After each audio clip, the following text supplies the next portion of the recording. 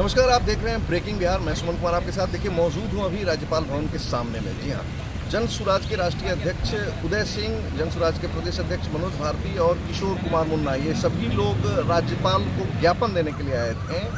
हालांकि राज्यपाल ने समय देने के बावजूद इनसे मुलाकात नहीं की। उदय सिंह का कहना है कि न जाने राज्यपाल साहब की कुछ मजबूरियाँ होंगी। मुद्दा क्या है? मेन मुद्दा ये है कि सम्राट चौधरी पर जिस प्रकार से उम्र छुपाने की बात की गई, जिस तरीके से आपराधिक मामले हैं और इसके अलावा नाबालिग होकर सजा से भी बच गए हैं, ये तमाम आरोप जन सुराज के नेताओं ने सम्राट चौधरी पर लगाया था। राज्यपाल भवन से मिलने के बाद, राज्यपाल भवन से आने के बाद उदय सिंह, राष्ट्रीय अध्यक्ष जन सुराज, क्या कुछ कह रहे हैं, आप पहले सुनिए। जैसा आप लोगों को मालूम है, कल प्रेस कॉन्फ्रेंस में हम लोगों ने अन्य बातों के साथ साथ ये भी कहा था कि हम लोग महामहिम राज्यपाल जी से मिलेंगे और एक ज्ञापन सौंपेंगे कि बिना विलंब के हमारे महामहिम राज्यपाल जी को हमारे राज्य के उप मुख्यमंत्री श्री सम्राट चौधरी जी पर एक्शन लेना चाहिए, उन्हें बर्खास्त करना चाहिए, क्योंकि जिस संगीन अपराध में वो फंसे हुए थे और जिस गलत ढंग से अपने उम्र को कम दिखाकर वो बाहर निकले हैं, ये हमारे संविधान के लिए एक मजाक बना हुआ है। और इसी संदर्भ में हम लोगों ने समय मांगा था महामहिम राज्यपाल जी से, समय हमें मिला था, लेकिन हमें बहुत खेद है कि अभी जब हम गए तो हमसे राज्यपाल जी नहीं मिले, लेकिन उनके जो मुख्य सचिव हैं या जो भी उन प्रधान सचिव हैं वो हमसे मिले। हम लोगों ने अपना ज्ञापन सौंप दिया। ज्ञापन के साथ साथ उन्हें एक प्रति वो भी दे दी, जो पत्र हमने, जैसा कल कहा था, हमने आदरणीय प्रधानमंत्री जी को भी लिख के भेजा है। उनसे भी मांग किया है कि वो तुरंत इसकी जांच करवाकर जो उचित कदम है वो उठाएं। और जैसा हम लोगों ने कल कहा था, फिर उसे दोहरा दें कि अगर हमें निराशा प्राप्त होगी प्रधानमंत्री जी के यहाँ से और महामहिम के यहाँ से, तो फिर शीघ्र अतिशीघ्र हम लोग न्यायालय का दरवाज़ा भी खटखटाएंगे, क्योंकि ये बिहार के साथ ही नहीं, ये पूरे देश के साथ, हमारे देश के संविधान के साथ एक बहुत क्रूर मजाक है कि ऐसे व्यक्ति हमारे राज्य के उप मुख्यमंत्री बने हुए हैं। और हैरानी इस बात की है कि शायद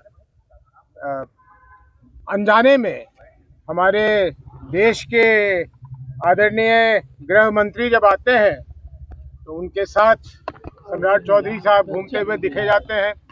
ये हम लोगों के लिए बहुत दुखद है। कोई प्रश्न?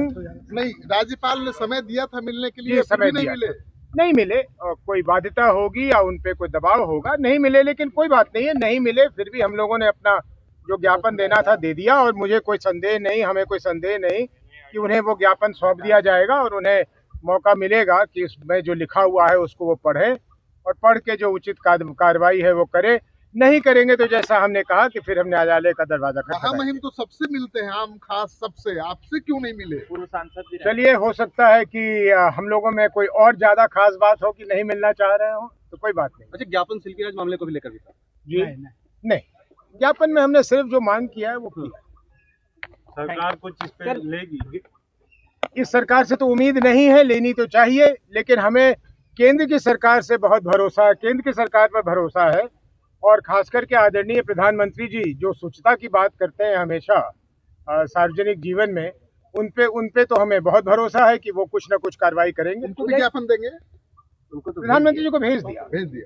उदय जी, बीजेपी की ओर से आप एक आज आरोप लगाया गया आपकी उम्र को लेकर। 2004 के लोकसभा चुनाव और 2009 के बीच के जो अंतराल में आपकी उम्र 13 साल।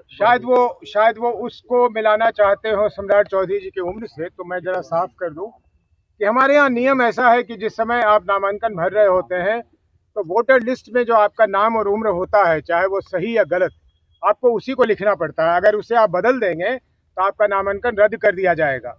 और अब ये ठीक है या गलत, लेकिन नियम ये है या प्रावधान ये है कि उस नामांकन पत्र के साथ आप कुछ संलग्न भी नहीं कर सकते हैं कि भाई मेरी उम्र इतनी है या इतनी है, उसको आप ठीक भी नहीं कर सकते।